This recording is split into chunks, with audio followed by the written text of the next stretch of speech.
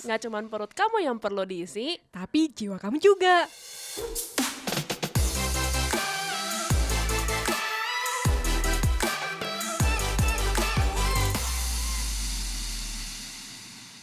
Halo Lenas, kembali lagi dengan Nanat di sini dan Arlen. Oke, mantap. Nah, kemarin ini kan minggu kemarin kita udah ngobrol-ngobrol sama Arlen dan sama Pak Teddy nih tentang pendapat sama pandangan dari seorang guru dan murid mengenai pendidikan. Nah, kali ini aku tuh lebih pengen lebih kayak detail lagi nih. Gimana menurut kamu dari seorang murid tentang pendidikan ini nih. Tapi sebelumnya ya oleh Denas kita mau kenalan dulu dong sama Arlen. Tadi kan belum sempet nih kemarin ini kan. Nah, Arlen nih sekarang Arlen kelas 11. IPS ya? Iya. IPS. Di BM. Iya. Kamu di BM-nya dari kapan? Dari brojol. Brojol BM gitu ya. Kalau ada orang yang paling BM nih, ini itu mama aku. Mama kamu BM banget ya? BM. Oh iya, oke. Oke, berarti mama kamu tepat sekali. Oke, terus dari itu kamu punya saudara juga atau siapa gitu yang sekolah di BM juga atau mungkin sekolah lain atau? Aku punya satu saudara perempuan, dia di BM juga. Di BM. Cici atau Dede nih? Cici. Oh, Cici. Sudah lulus ya? Udah. Nah, kamu di sini di BM ini angkatan berapa sih? 13. Wow, aku angkatan yang cukup jauh sih, masih belum nyampe 10 kayaknya. Cuma cukup jauh sih, tapi nggak apa-apa lah ya. Kalau kita kan mau ngebahas tentang gimana sih lu menjadi murid di BM gitu. Oke, nah sebelumnya satu lagi. Guru favoritnya siapa? Ada nggak? Atau nggak pelajaran paling favorit deh? Pelajaran paling favorit, ekonomi sama sosiologi. Ekonomi sama sosiologi. Ya. Gila, IPS banget woy. Oke deh, kita lanjut masuk ke pertanyaannya ya kali ya. Nah, menurut kamu nih, budaya dan peraturan di sekolah ini tuh gimana? Di BM ini tuh gimana? Dan apakah efektif nih dalam mencapai tujuan kamu atau nggak mencapai nilai yang bagus buat kamu gitu? Gimana nih? Mungkin ada satu budaya unggulan, let's say. Unggulan. Kayak menurut aku budaya utama. Masih nyambung-nyambung lagi sama podcast sebelumnya. Itu budaya keterbukaan, fleksibilitas antara guru dan murid. Dimana keterbukaan ini juga dibantu, disupport sama adanya 3S. Senyum, sapa, salam. Itu budaya BM banget. Ya. BM banget sih. Jadi ya walaupun kita punya kedekatan dengan guru, tapi masih ada boundaries, rasa hormat antara murid dengan guru itu sendiri. Jadi menurut aku itu suatu budaya keterbukaan yang sangat menunjang adanya keberhasilan murid, akademik bagi murid. Karena ya balik lagi guru jadi tahu, jadi lebih tepat sasaran akan apa yang mau disampaikan sama ke muridnya gitu. Sama satu lagi buat peraturannya jujur aku juga masih struggle, apalagi buat aku yang susah bangun pagi. Emang sekarang BM masuk jam berapa sih? 7.30. 7.30, iya standar sekolah ini agak sih. malu ya. 7.30 masih suka telat. Oke. Tapi menurut aku peraturan-peraturan yang kayak sesimpel atribut harus lengkap, harus datang ke sekolah tepat waktu itu kayak aku bahkan pernah cuman lagunya berhenti, terus habis itu aku masuk udah dihitung terlambat juga. Oh, biasanya jam 7.30 itu ada lagu ya? Iya. Jadi Oleh Danas kalau di BM itu loncengnya itu pakai lagu Mars BM ya kalau nggak salah. Iya, benar nggak sih?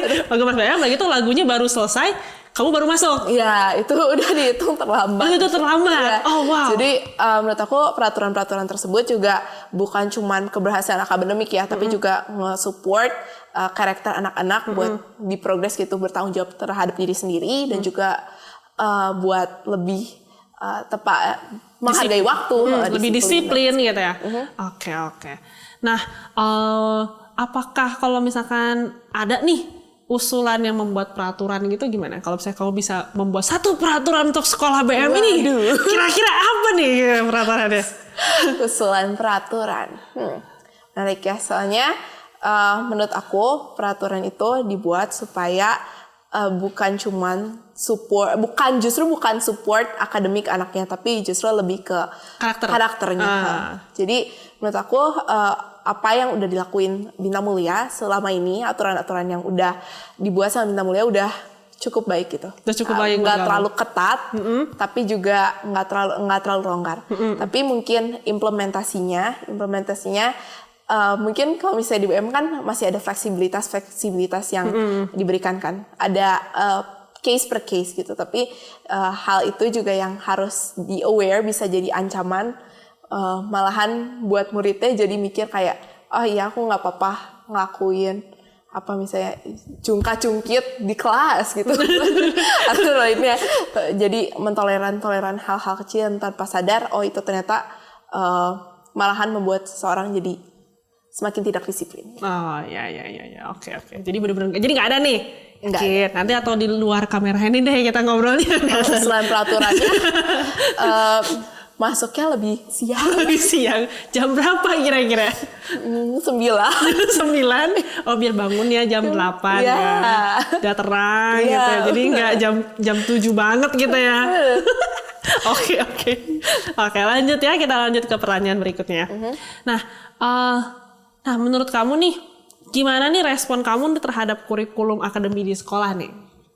Kurikulum akademik di sekolah, menurut aku kurikulum yang baik itu kurikulum yang relevan, up to date dengan perkembangan zaman. Up to date dengan perkembangan zaman, oke. Dan juga dapat diterima dengan murid secara dekat gitu. Dekat dengan kehidupan sehari-hari. Jadi benar-benar kayak relate dengan kehidupan lu gitu? Iya, relate. Akademik yang relate gitu? Ya, kan kalau misalnya kurikulum aku sekarang pakai kurikulumnya Cici kan bisa beda ya, soalnya zaman gue nggak ada COVID. Kalau sekarang ada zaman COVID itu kan jadi benar-benar beda ya? Iya, benar-benar beda.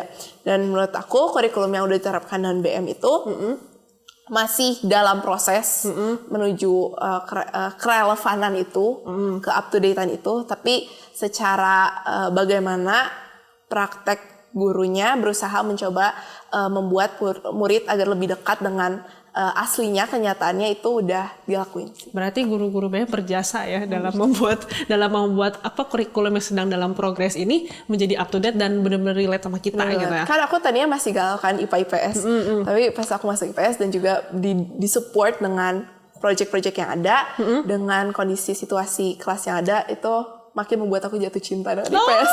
Wow, lagi IPS banget guys, tolong. Oke deh. Kita lanjut ya. Apakah menurut kamu nih fungsi mempelajari subjek-subjek yang berbeda di sekolah gitu? Kayak contohnya tadi sempat udah nanya sih sama ibu produser. Katanya tuh kan maksudnya kamu mau jadi apa nih? Kamu kira-kira mau jadi apa nanti? Marketing konsultan. Berarti kamu membutuhkan pelajaran sosiologi dan ekonomi. Nah, kamu masih belajar geografi nggak? Masih. Nah, kamu penting nggak sih belajar geografi ini? Penting. Kenapa nih? Walaupun aku nggak terlalu suka geografi. Oke, jadi ada rahasia dari Arlen yang nggak suka geografi. Oke, lanjut. Jadi menurut aku ya kayak mungkin anak IPS identiknya kadang-kadang kan suka males sama hitungan gitu. Tapi menurut aku justru fungsi dari pelajaran yang berbeda itu justru nge-provide anak-anak menjadi suatu keutuhan, suatu wholeness gitu. Seseorang menjadi utuh gitu. Utuh secara kemampuan berpendapat, kan berpendapatnya disupportnya sama sosiologi, sama ekonomi gitu. Bagaimana kamu menganalisa data dan lain sebagainya.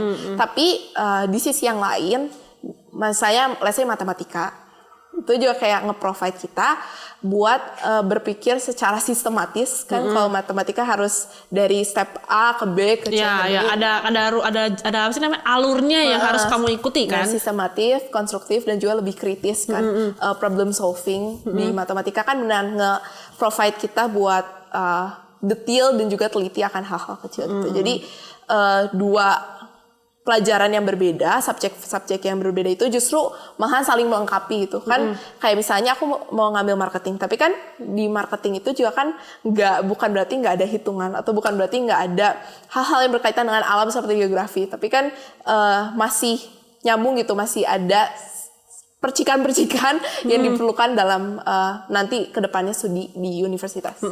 Aku lagi berpikir sih kalau misalnya kamu di marketing ya kamu berhubungan dengan geografi, berarti tuh kamu kayak lu lagi di gunung lagi promosiin, gue punya handphone loh tapi gak ada sinyal ini gitu maksudnya. Tapi enggak, itu cuma bercanda ya. Tapi nggak tahu kalau misalnya di masa depan ada. Oh ya mungkin bisa jadi itu tidak salah itu. Oke, kita lanjut lah ya. Ah, nah, menurut kamu nih, gimana standar akademik dari sekolah Anda, maksudnya sekolah kamu nih sekarang tuh gimana sih? Apakah sudah oke atau kayak ya gimana lah pendapat kamu lah. Aku juga nggak bisa ngomong dong gitu kan. Jujur, buat standar akademiknya, kalau misalnya cari sekolah yang kayak intensitas ulangannya padat banget atau mata pelajarannya dikebut banget, materinya dapat banyak banget, itu memang BM bukan tipe yang seperti itu. Tapi santai ya, BM lebih santai dan fleksibel kurikulumnya, ada metode pelajarannya dan lain sebagainya. Tapi justru menurut aku itu adalah salah satu poin plus banget yang aku dapetin di BM gitu. Dengan kefleksibelan waktu itu, yang pertama aku bisa cari passion aku di luar waktu-waktu senggang itu, karena ya aku kan jadi punya waktu kesempatan buat ikut di organisasi luar sekolah dan lain sebagainya. Sama satu lagi karena kefleksibilitasan itu, aku juga jadi dibuat sama guru-guru bisa justru brainstorming di kelasnya tuh lebih dalam lagi, kualitas materinya lebih dalam lagi, dan bukan cuman kayak sekedar oh ya aku ngerti, hafalin, ulangan, tapi beneran didalamin, bukan jadi ulangannya udah nggak belajar dari sekitar kayak dihafalin doang, tapi karena aku udah ngerti jadi aku bisa ulangan gitu. Jadi maksudnya kayak karena BM itu sekolahnya kan tidak padat ya, maksudnya kayak ulangannya juga nggak terlalu banyak, maksudnya tidak selalu ulangan, tugas juga nggak terlalu banyak gitu. Jadi membuat kamu untuk bisa lebih santai dan bisa oh ya udah gue bisa karena gue nggak terlalu banyak ulangan nih, jadi gue bisa ikutan organisasi lain atau enggak ikutan. Kamu ikut organisasi apa lagi sih biasanya? Aku yang sekarang lagi aktif, aku lagi join di salah satu organisasi kesehatan mental. Oh, di kesehatan mental di Indonesia. Oh, wow, keren sih. Tapi karena kamu sekolah di BM gitu. Kemudian kalau kamu sekolah lain belum tentu kamu bisa ikut join itu. Dan kamu juga maksudnya kan, jadi dengan apa ya namanya, dengan kamu udah karena tidak banyak ulangan ini, kamu bisa jadi lebih sering ngobrol sama guru, bisa nanya berpendapat kayak, Pak kenapa harus begini, Bu kenapa harus begini gitu kan ya. Lebih brainstorming dan lebih mendalami gitu apa yang kamu butuhkan. Dan bukan berarti standar akademiknya BM tuh kalah sama sekolah-sekolah yang lain. Bisa diadu itu. Bisa diadu. Oke. Lihat dari kualitas lulusannya juga, BM tetap bisa bersaing dengan kualitas yang dalam tersebut dengan lulusan sekolah lain gitu. Jadi tetap ketemunya nanti di Aussie, tetap ketemunya sama anak-anak Bandung lagi, tetap ada anak BM gitu. Betul sih. Di negeri PTN juga ketemu lagi gitu. Iya, banyak, bahkan karena banyak banget kan ya, maksudnya yang bagus juga gitu lulusannya gitu. Aku pernah denger sih beberapa gitu ya. Oke, kita lanjut pertanyaan berikut ya. Yes. Oke. Nah, apakah kamu tuh ada kesulitan nggak sih selama kamu sekolah di BM gitu kan, pasti kan ada perbedaan sosial status gitu, atau mungkin kayak ekonominya gitu. Nah, kamu ada kesulitan nggak kayak misalnya kan kayak lu nggak setara sama gue gitu kan, ada kayak gitu kan biasanya. Nah, kamu agak susah atau gimana? Menurut aku BM punya peran yang besar dalam mengkondisikan hal ini gitu. Dan BM udah melakukan tugas tersebut gitu menurut aku. Dengan sesimpel pakai seragam harus sama setiap hari gitu. Itu kan mengurangi kesenjangan yang dapat dilihat langsung secara fisik gitu. Nah, menurut aku jujur kalau di BM aku nggak begitu ngerasa aku punya gap dengan teman-teman kamu gitu. Iya, dengan orang-orang yang ekonominya di atas aku maupun di bawah aku gitu. Kita blend in jadi ya teman aja gitu, jadi brosis gitu. Brosis. Oke, zaman sekarang tuh sebutannya brosis ya. Gue baru tahu, woy. Oke. Tapi ya itu justru nggak menutup kemungkinan juga bahwa latar belakang tersebut, karena latar belakangnya berbeda-beda, kita juga mindsetnya pandangannya kan berbeda-beda. Itu nggak bisa deny the fact that ya memang berapa kali ada gesekan-gesekan karena perbedaan pendapat dari sudut pandang yang berbeda. Tapi itu threats-nya. Tapi di sisi yang lain juga aku jadi tahu pandangan orang yang berbeda-beda dari status ekonomi yang beda-beda maupun juga dari suku ras yang beda-beda. Pasti banyak kan ya, maksudnya dari orang-orang yang sukunya beda juga teman-teman kamu ya. Ya sih, tapi kamu bisa, karena maksudnya kamu bisa ngobrol sama mereka, kamu dapat informasi lain, dapat bisa dibilang kayak apa ya? kayak kamu udah menemukan banyak hal baru, kamu belajar dari orang-orang tersebut, betul gak sih? Oke deh. Nah, ada pertanyaan lagi nih. Apakah menurut kamu nih teman-teman kamu nih, kamu pasti punya teman dong. Teman-teman kamu tuh mempengaruhi akademi kamu nggak sih? Kayak misalkan teman-teman kamu malas belajar, kamu jadi ikutan, atau mereka tuh rajin banget sampai kamu juga gue nggak enak nih kalau gue nggak rajin gitu. Nah, menurut kamu kayak gitu nggak sih? Aku misalnya referring to the Bible kan, kayak pergaulan yang baik memberikan akan produce good fruits gitu. Tapi kalau misalnya pergaulan yang buruk akan merusakkan kebiasaan yang baik. Aku percaya bahwa pergaulan memang memberikan efek kepada diri kita sendiri gitu, secara motivasi dan juga lain sebagainya. Tapi menurut aku justru yang lebih besar mempengaruhinya itu motivasi, dorongan diri sendiri dan juga tujuan awalnya. Kayak tujuan aku buat sekolah apa? Kalau misalnya kita udah punya strong points, kenapa alasan kita udah nemuin alasannya kenapa aku harus sekolah, kenapa aku harus melakukan hal ini. Justru menurut aku pergaulan tersebut tidak akan mendominasi kita gitu, pengaruh kita terhadap akademik. Karena kamu udah punya pegangan gitu. Maksudnya kan dengan kamu punya pegangan itu kayak masalah di luar itu tuh tidak akan mempengaruhi lu gitu kan. Kayak kesannya kayak kita pegang Tuhan gitu kan, ya bener gak sih? Oke deh, kita lanjut lah ya. Nah, menurut kamu nih, kan kamu ikut di sini kan pasti ada ekskul kan ya? Ekskul, kamu ikut ekskul apa nih? Kelas 10 aku ngambil Inggris, debat Inggris, wow. Sama kelas 11 sekarang aku ikut cooking. Oke, cooking. Kamu udah rencana ngambil kelas apa lagi nih? Maksudnya ngambil ekskul apa lagi nih? Panahan gak tahu. Ada panahan? Di BM ada panahan? Oh wow, gue baru tahu. Ada benakku nggak ada sih. Dulu cuma ada makeup doang sih seingat aku. Masih ada sampai sekarang. Masih ada. Oke, mantap. Nah menurut kamu nih ekstrakurikuler ini penting nggak sih? Kamu ikutan organisasi lagi di sini di BM? Ikut apa? Ada OSIS di sini. Ada OSIS. Kamu ikut OSIS? Ikut sama salah satunya lagi organisasi dalam BM ada yang namanya House. Oh, House. Jadi House ini tuh kamu gimana? House ini tuh kayak house apa ya? House rumah atau house apa? House jadi, minum? Waduh. Terus jadi kita tuh dibagi jadi 4 house. Ada 4 house. Di masing-masing house itu tuh jadi kita dicampur antara kelas 10, 11, 12, 3 angkatan dan dibagi sama rata. Dibagi sama rata. Oke. House ini ada 4 house ya. Jadi di dalam house itu tuh aku jadi bisa kenal kakak kelasku dan juga adik kelasku gitu. Oh. Jadi jadi aku ngerasa aku punya kakak-kakak yang bisa aku rely on gitu. Bisa aku ajak cerita lewat kenalan dari house itu dan juga adik kelasku yang bisa aku naungi. Yang bisa kamu take care gitu kan. Nah, berarti itu tuh bener, jadi maksudnya kamu bisa ngobrol sama kakak kelas yang udah lulus pun kamu masih bisa ngobrol sama mereka gitu ya. Wah, keren juga sih menurutku. Sama ya, itu salah satu plus point menurut aku yang aku dapetin dari BM sih. Jujur aku memang dapet teman baru di house tuh lumayan gitu. Lumayan banyak. Apalagi ini sistemnya udah ada dari SMP kan. Lagi SMP kayak SD kan kayak crowded banget dari kelas 1 sampai kelas 6 gitu satu semuanya. Tapi di sini aku jadi recognize aku punya kakak kelas ABCD gitu. Aku punya adik kelas ABCD gitu. Dan berarti kamu kalau misalkan mulai dari SMP itu house-nya tetap ada ya house-nya di SMP? Beda lagi tapi dengan SMA. Beda lagi. Dan di situ biasanya kalau di house ini ada guru pendamping juga ya? Yes, betul. Oh, wow, oke. Menarik sih ini. Jadi kamu bisa ikutan organisasi. Nah, menurut kamu nih ya, ini penting, ini baru pertanyaannya ya, maaf ya. Ini pertanyaannya, oke. Jadi menurut kamu ekstrakurikuler ini dan organisasi ini penting nggak sih buat kamu dan akademik kamu gitu? Penting banget. Bangetnya di garis bawahi berapa kali ya? 7 kali. Biar jelas banget dan huruf besar caps lock. Oke, mantap. Gimana? Menurut kamu kenapa banget gitu?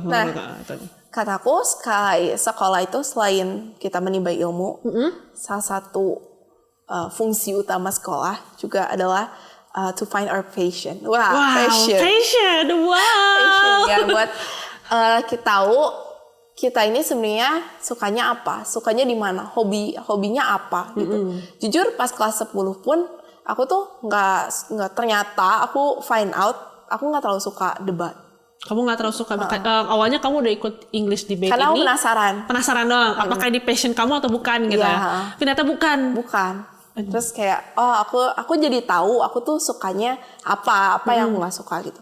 Sama cooking kan sebenarnya aku juga hobinya masakan. Jadi sebenarnya ini selain buat pencarian jati diri lah, let's say passion itu, tapi juga bisa buat kayak pelarian gitu. Jadi abis 1 hari panjang, 1 minggu panjang, cooking tuh jadi satu hal yang aku tunggu-tunggu gitu setiap minggunya.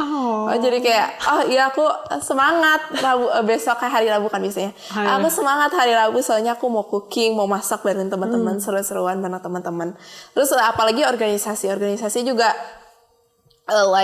kayak OSIS sama House itu beneran ngasah kita gimana, apalagi ngobrol sama orang yang lebih tua, ngobrol sama orang yang lebih muda daripada kita. Terus juga gimana cara kita bisa menyusun pendapat kita secara sistematis dengan baik, dengan respect gitu ke orang-orang yang ada di sekitar kita. Jadi beneran ngasah soft skill kita, mempersiapkan kita buat nantinya jadi lulusannya bukan cuma kompeten secara akademik tapi juga secara lapangannya gitu. Secara life skill lah sebutannya gitu kan ya. Oke deh. Nah ini pertanyaan terakhir nih. Pertanyaan terakhir yang mungkin bisa jadi closing buat kita gitu ya. Nah menurut kamu nih apa sih yang sebenarnya kamu dapetin dari sekolah? Nah ini menarik banget sih buat aku. Soalnya jujur aku baru kerasa banget apa nih? Kerasa banget kayak fungsi sekolah yang sejatinya. Wah sejati, fungsi sekolah yang sejati. Oke, gimana itu? Setelah COVID. Setelah COVID? Iya, setelah COVID. Emang kenapa sebelum COVID kamu tidak merasakan seperti itu? Kayak take things for granted. Take things for granted, oke. Ya, terus kayak abis COVID aku jadi realize ternyata aku di sekolah tuh bukan cuman belajar ekonomi, sosiologi, geografi. Tapi aku belajar hal-hal kehidupan lain yang justru aku dapetin di sekolah gitu.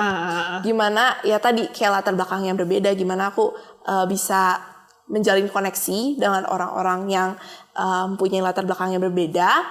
Terus juga abis itu cara berkomunikasi dengan orang-orang yang mempunyai latar belakang yang berbeda, cara mengenal sifat-sifat orang, karakter-karakter orang, kita jadi paham karakter orang tuh berbeda-beda ya, dan juga gimana kita ngobrol sama karakter orang yang berbeda-beda itu juga beda-beda gitu.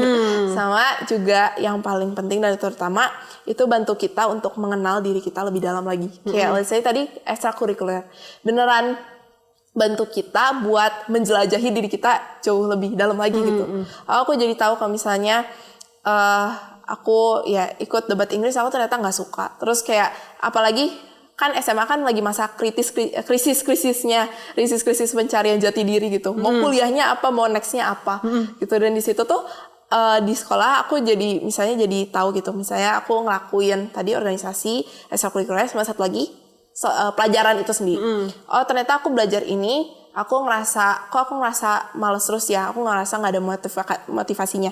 Tapi misalnya aku belajar pelajaran yang satu ini, yang lain ini, aku semangat banget, nge-trigger curiosity aku banget. Ternyata kan berarti aku punya kecenderungan lebih unggul di mata pelajaran yang itu gitu. Jadi beneran membantu kita untuk menjelajahi diri kita lebih dalam lagi. Jadi bener-bener gak cuma pelajaran doang ya yang kamu dapetin dari sekolah itu. Ada lagi. Oke. Silakan. Sekolah tuh membuat kita punya keluarga baru, family baru, kayak komunitas baru kan, dan dengan alumni yang udah kayak kita nih sini kan kita beda angkatan, tapi ada keterikatan tertentu yang membuat kita kalau ketemu anak BM gitu. Biasanya emang gitu sih aku waktu aku ketemu sama dia kayak aku juga anak BM nih dulunya nih. Ada pride tersendiri gitu. Jadi kayak punya kekeluargaan gitu. Tapi bener sih, aku setuju banget sih sama kamu sih. Kayak di sekolah itu tuh kan gak cuman kita belajar akademi doang, tapi kita belajar kayak social skill, kayak gimana kita ketemu sama orang, menghadapi masalah, menyelesaikan masalah gitu kan. Atau juga kita belajar tentang mencari jati diri, kayak kita jati dirinya apa sih, apa yang kita mau. Dan juga ada yang terakhir tadi apa? Keluarga baru, betul, family. Karena dengan kita punya di sekolah itu kayak, oh lu anak BM juga, gue juga anak BM nih, kita kayak punya kekeluargaan, sudah ada kedekatan langsung gitu ya, bisa langsung gitu. Oke deh, begitu sih untuk topik kita minggu ini Holiday Diners. Nanti jangan lupa untuk nonton minggu depan, kita bakal ngobrol lagi sama Pak Teddy, oke? See you in the next podcast. Share food, Share goodness. bye-bye! Thank you all the diners yang udah listening to our podcast ya. All the Diners, kalau All the Diners punya kritik, saran, atau masukan apa sih yang bisa kita bahas di podcast ini, All the Diners bisa DM kita di Instagram di @alldaydining_. Dan jangan lupa follow sosmed kita yang lain ya, yang ada di sini. See you in the next podcast. Bye! Jangan lupa follow. Dine In Podcast! Share food. Share goodness!